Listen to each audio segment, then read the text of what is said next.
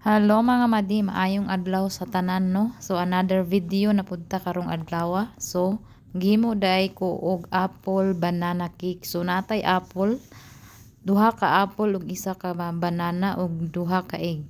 So ayan ginamix na nako na siya dira.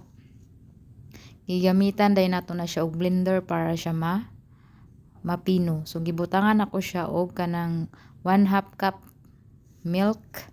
Dayon gibutangan sad nato siya og 1 cup of sugar. Kung gusto mong tamison ninyo, butangan yung 2 cups. So ako wa isa ra ka cup. So nagbutang sad ta diay og 2 tablespoon of butter. Unsalted butter yan siya mga mati. So ayan. Butang na nato siya diha. So murag lisod good kay siya kuhaon. Itaktak nato na siya diha, itaktak. Itaktak dyan na to siya taman. So another one. Taktak yun sis. Dugay kay siya makuha. Oh, taktak. Itaktak mo. So ayan humana. So ayan i-blender na nato siya.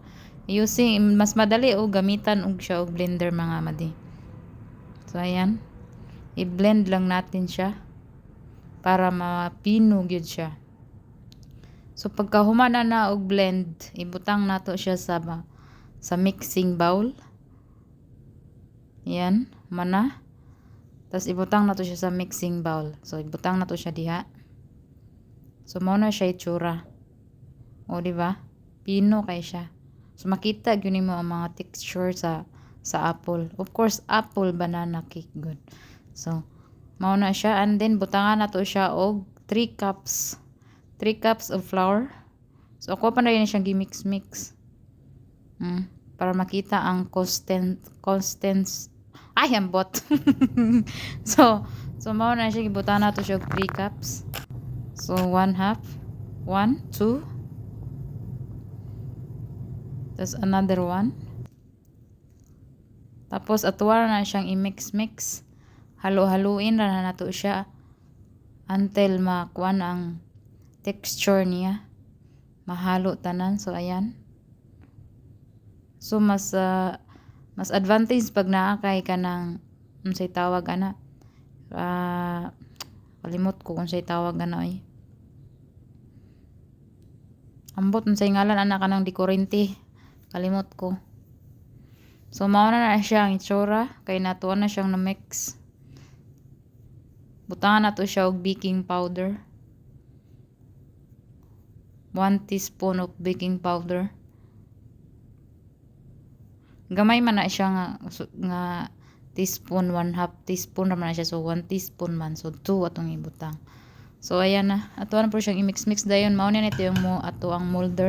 Ibutangan ako na siya og butter para di siya mapilit. It depends sa inyo ha kung butter or oil. So ayan, ato na siyang ibutang. Muna na yung itsura. Dali rasad na siya buhaton basta na lang mo yung mga ingredients. Perfect na yan pang merienda, di ba? So muna na siyang itsura. Muna na siyang itsura. Tapos atuwa lang siyang gipantay-pantay, no? Para mapantay siya. And then muna na ito ang oven. Butang nato siya sa 60 minutes. Og ang ato ang apoy ana is 250 degree Fahrenheit ba? Tama ba?